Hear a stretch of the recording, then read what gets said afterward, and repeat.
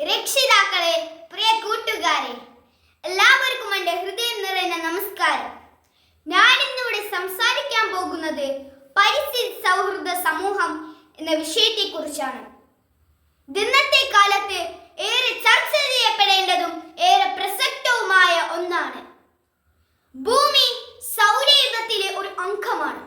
സഹോദര ഗ്രഹങ്ങളിൽ നിന്ന് ജൈവഘടന നിലനിൽക്കുന്ന ഗ്രഹം ഭൂമിയാണ്. ഭൂമി നമ്മുടെ ജീവിതത്തിന്റെ അടിത്തറയാണ്. നമുക്ക് ചുറ്റും കാണുന്ന പ്രകൃതിദത്തമായ അവസ്ഥയാണ് പരിസ്ഥിതി എന്ന് പറയുന്നത്. വായുവും വെള്ളവും മണ്ണും മരങ്ങളും പക്ഷികളും എല്ലാം നമ്മുടെ ജീവിതത്തിന് ആവശ്യമായ ഘടകങ്ങളാണ്. പക്ഷേ ഇന്നത്തെ ലോകം ശാസ്ത്രീയമായ വികസനത്തിലൂടെ പ്രകൃതിയെ ചൂഷണം ചെയ്തുകൊണ്ടിരിക്കുകയാണ്. ഇത് ഭൂമിയുടെ നിലനിൽപ്പിന് തന്നെ ഇത് ഭീഷണിയാവുന്നു. മരങ്ങൾ വെട്ടപ്പെടുന്നു, മലിനീകരണങ്ങൾ വർദ്ധിക്കുന്നു, മഴയുടെ സ്വഭാവം മാറുന്നു, പല ചെറുതും വലുതുമായ ജീവജാലങ്ങൾ ഭൂമിയിൽ നിന്ന് തുടച്ചു നീക്കപ്പെടുന്നു. പല മിന്നാമിനുകൾ പോലെയുള്ള ചെറുജീവികളുടെ ആവാസ വ്യവസ്ഥ മലിനീകരണത്തിലൂടെ ഇല്ലാതാവുകയാണ്. പഠനങ്ങൾ പ്രകാരം ഇപ്പോൾ നമ്മുടെ നദികളിൽ 4/3 ഹാനികരമായ പദാർത്ഥങ്ങൾ കണ്ടുകിട്ടിയിട്ടുണ്ട്. ഇതിൽ നിന്ന് രക്ഷ നേടാനുള്ള ഏക മാർഗം പരിസ്ഥിതി സൗഹൃദ ജീവിതം തന്നെയാണ്. ഇതിനു വേണ്ടി എന്തൊക്കെ കാര്യങ്ങൾ ചെയ്യാമെന്ന് നമുക്ക് നോക്കാം. വീടുകളിൽ ഊർജം ഉപയോഗിക്കുന്നത് കുറയ്ക്കുക, പൊതുഗതാഗത മാർഗങ്ങൾ ആശ്രയിക്കുക, പടക്കങ്ങളുടെയും സ്ഫോടന വസ്തുക്കളുടെയും ഉപയോഗം കുറയ്ക്കുക, വെള്ളം പാഴാക്കുന്നത് നിർത്തുക, ഭക്ഷണം പാഴാക്കുന്നത് നിർത്തുക. പ്രിയ കൂട്ടുകാരെ, നമ്മളെല്ലാവരും എന്താണ് അറിയേണ്ടത്?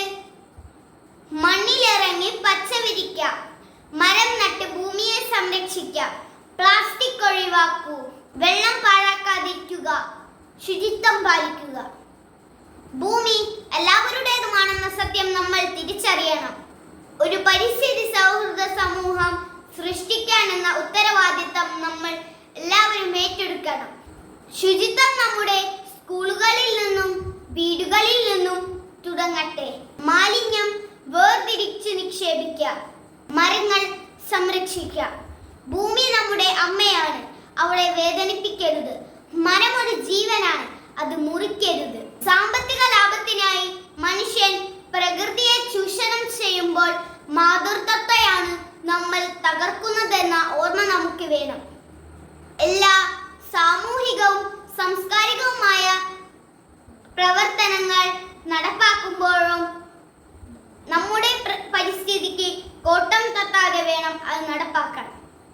പ്രിയപ്പെട്ടവരെ, ഒരൊറ്റ വ്യക്തിയുടെ ശ്രമം പോലും വലിയ രീതിയിലുള്ള മാറ്റം വരുത്താൻ സാധിക്കും.